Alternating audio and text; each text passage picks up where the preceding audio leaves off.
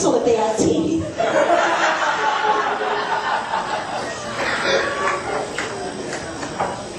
Crazy, crazy. So I noticed that there's a lot of New Yorkers here, a lot of Guidos I've noticed. There's a lot of Guidos, right? What are they doing here? Oh my God, you know, old school Guidos, not the Metro Guidos. These guys love their fucking hair. We've noticed the Guidos, right? They have the flashy shirt, they unbutton down to here, right down to the navel. They're very proud of their hair. Very proud of their hair. Because you know why? Culturally, believe me, I'm Greek, I know. I'm so hairy, when I go home and I jump in the shower, it's the only place where I have to wash the soap. I understand. I get the hair thing, I get it.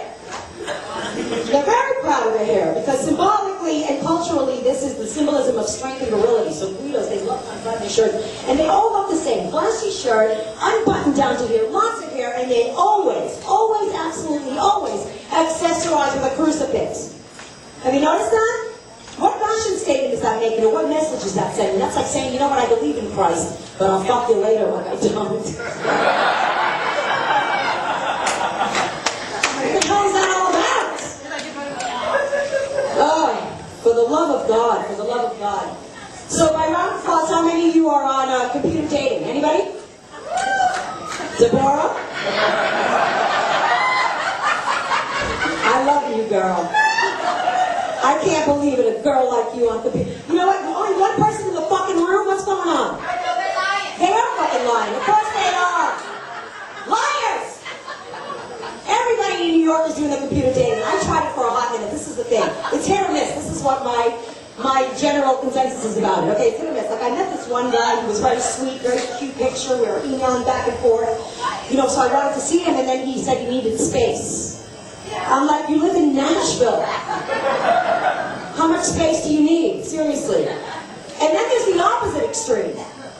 There's the opposite extreme. I met somebody who was very sensitive. He was lovely, very dope, very poetic. He actually wrote me like a haiku. I've never had anybody do that for me. He said this to me legit. He goes, Irene, for you I'm willing to wait for 1 year to have sex with you. That's how much I love and respect you. I know. I was like, I'll grow my own dick and fuck myself. Oh, shit. Bored is something. Who has that kind of fucking time? You gotta be kidding me, right? I know. Tell me about it. Jesus Christ. You know what it is? I'm willing to admit this. You're a very lovely crowd. Honestly, you're so sweet. I can tell you something. I'm very afraid to be alone. So I end up in a series of really undesirable relationships. Like my last boyfriend, he nearly did me in. I was with him for about 7 years. 7 years.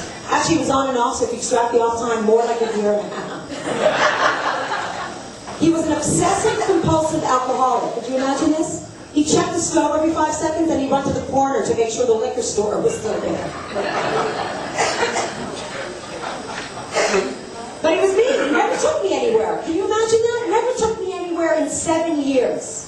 Never anywhere. Finally, on our 7th year anniversary, he calls me up because I was ready to fucking walk out on his ass. He was like, hey, babe, pack a bag. We're going on a cruise. I'm through. I'm packing suntan lotion, a phone, a stupid-looking hat. 1 hour later, I'm freezing my tits off on the Staten Island ferry.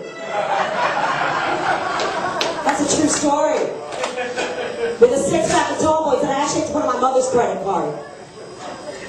He's a loser, right? He was also very perverted. He liked pornography. How many of you, by round of applause, love pornography?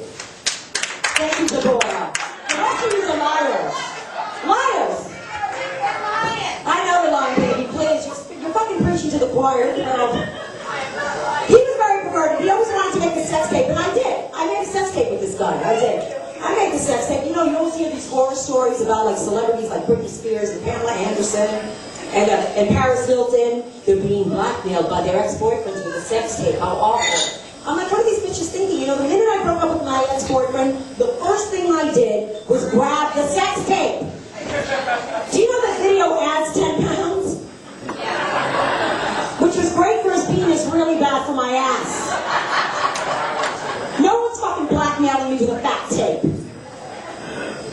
Look at that, he's Irish and an alcoholic. Let me tell you something. His penis is so small, this is a true story. His condom wears suspenders.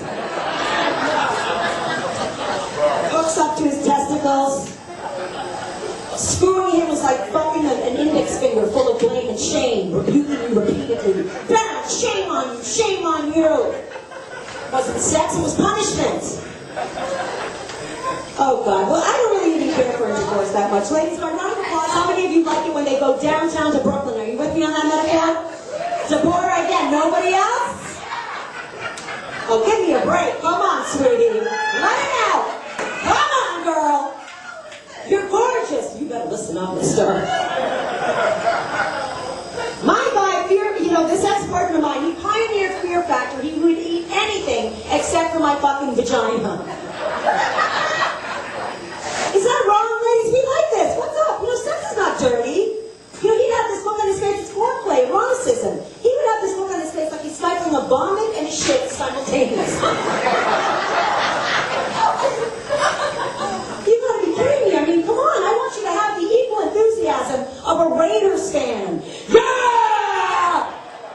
Paint your face like Georgia O'Keeffe. Grab yourself a six-pack of tall boys and a bag of chips and celebrate my beaver. She deserves her own parade by now. I'll tell you what, this is the thing. That's why I like the chubby guys. You know the chubby guy right here, a little Portland boy right here? Like Poppy up front with the big feet, okay? Let me tell you something about chubby guys. Chubby guys, when they eat pussy like it's food. Tell me about it. She knows what I think she's with it.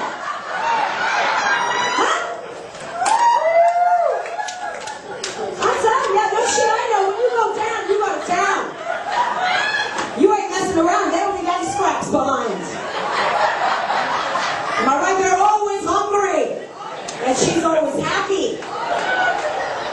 That's the secret. That is the secret. Tell me, baby. Oh, I know, sweetie. I know. You're a loving couple. That's true. You see, look at you guys. You're my idols. You're now my new idols. I swear to God. So I finally did meet a lovely guy, though. I actually used to work for him. My friend's like, oh my God, you should never date your work. I'm like, your boss. I'm like, really? Fucking your boss is smart. Working for him is stupid. Am I right? So he's about 12 years older than I am, and I have the bank, so I'm a little older than I look. Or maybe I look old, I don't know which one, but he's 12 years older nonetheless, okay? And this is the thing, when I first met him, he was really, really hot. And he's still really hot, but I'm concerned about the future. Men are so goddamn vain. They're always criticizing women about aging ungracefully. They are, right? Listen up, ladies. This is true. Clinical fact, okay? A man's nose and ears never stop growing. Did you know that? Their nose and ears never stop growing. And hair starts to grow out of their nose and their ears. Their eyebrows, they're no longer kempt. They don't go like this sideways. They start protruding like this.